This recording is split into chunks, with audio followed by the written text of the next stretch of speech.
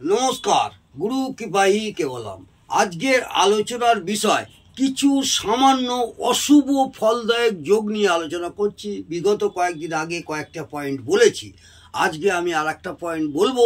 যদি কোনো জাতক জাতিকা জন্মকুণ্ডলী বা লগ্নকুণ্ডলীতে রাহু শনি যুক্ত হয় তাদের কি প্রভাব পড়ে সেই নিয়ে দু চারটি কথা বলছি।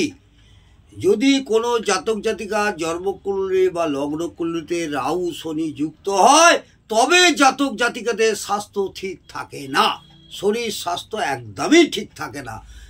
10 দিন ভালো তো 20 দিন খারাপ, 20 দিন ভালো তো 10 দিন খারাপ, এইভাবেই তাদের শরীর স্বাস্থ্য ডিস্টার্ব চলে।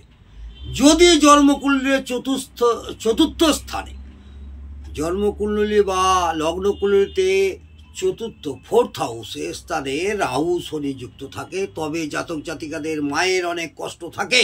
সেই সব জাতক জাতিকাদের মায়ের শারীরিক অনেক কষ্ট থাকবে বা থাকবেই একদম।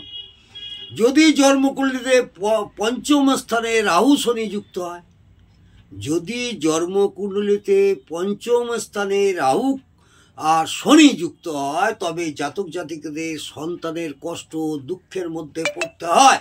সন্তানের কষ্ট এবং সন্তানের জন্যে জাতক জাতিকাদের দুঃখের মধ্যে পড়তে হয়, এটা মাথায় রাখবেন। যদি জন্মকুণ্ডলীতে সপ্তম স্থানে রাহু শনি যুক্ত হয়, রাহু শনি সপ্তম স্থানে যুক্ত হয় তাহলে কি হবে?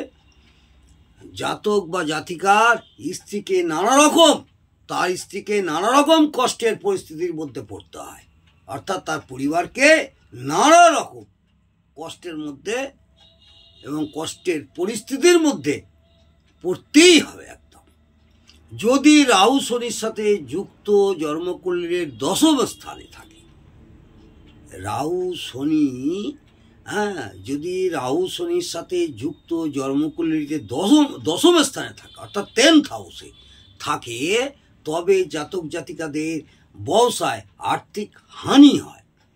এখানে দশম স্থান থেকে ব্যবসার আর্থিক হানি হবে এবং যদি এই যুক্তির উপর বৃহস্পতির দৃষ্টি থাকে তবে জাতক জাতিকাদের জন্য অশুভ ফলের তীব্রতা অধিক মাত্রা বেড়ে যাবে। বোঝা গেল? আজকে আমি এইটুকুনি আলোচনা করলাম কিছু সামান্য অশুভ ফলদায়ক যোগ নিয়ে। জাতক জাতিকাদের জন্মপঞ্জিকা বা জন্মকুণ্ডলী বা লগ্নকুণ্ডলীতে কোন জায়গায় কিভাবে তার রাহু শনি যুক্ত হলে কি হয় সেই নিয়ে দু চারটি কথা বললাম। আশা করব আপনাদের এই ভিডিওটি ভালো লাগবে এবং ভালো করে মন দিয়ে বুঝে নিজের জন্মকুণ্ডলী নিজে বিচার করুন। আজকে এই পর্যন্ত। যদি ভালো লাগে অবশ্যই একটি সাবস্ক্রাইব, কমেন্ট এবং লাইক করতে ভুলবেন না, এইটুকুনি আমার অনুরোধ। নমস্কার, জয় মা তারা।